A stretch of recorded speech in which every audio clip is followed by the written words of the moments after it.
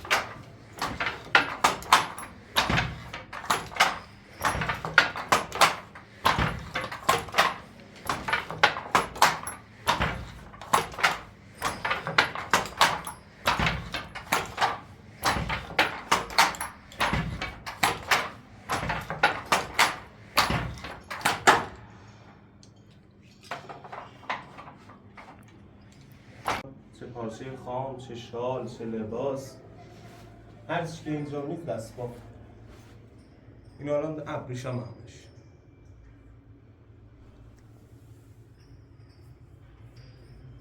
ابریشم نخ، ابریشم تمام. این هم چه مخمله.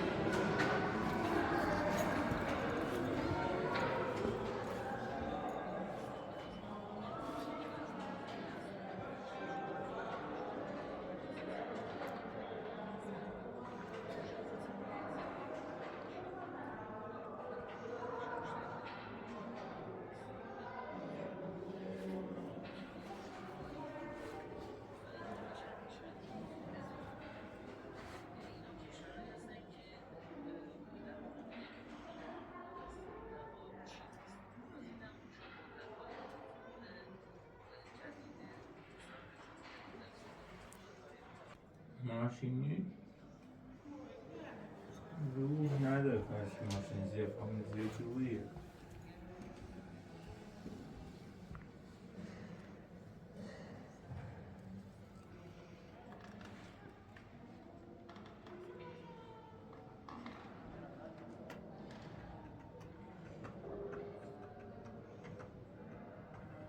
خیلی ریز بافت این پارچه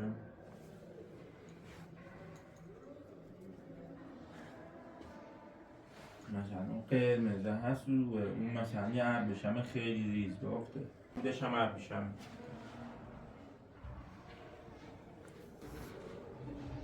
از پشتش هم معلومه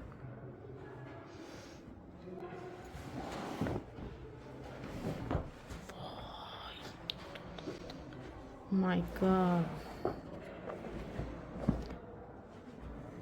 از اون ریز بافته هست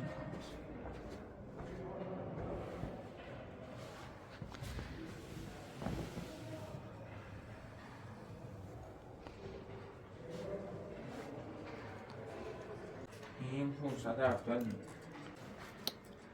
برای بافنده حرفه‌ای که روش کار کرده 2 سال 3 سال تقریبا طول کشید این کار تازه نه هر بافنده حرفه‌ای که بافنده ابریشم بودن کارقامه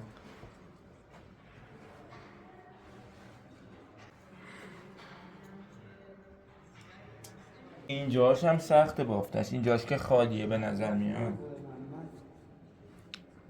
خیلی ریز بافته از پشتش اینا معلوم میشه اینجوری پشتش آدم نگاه میکنه خیلی دوندوناش خیلی ریزه در عرض فرش آدم نگاه میکنه این یکی هم هست مثلا پشتش دوناش خیلی درشتره به نسبت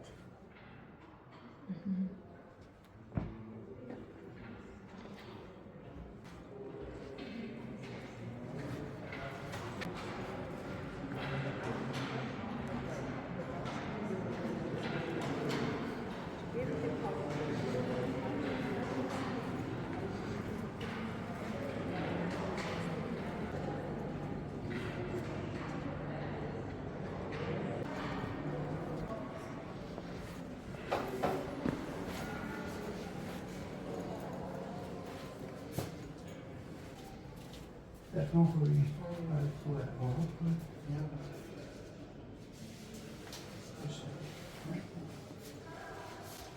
من چیزی بشه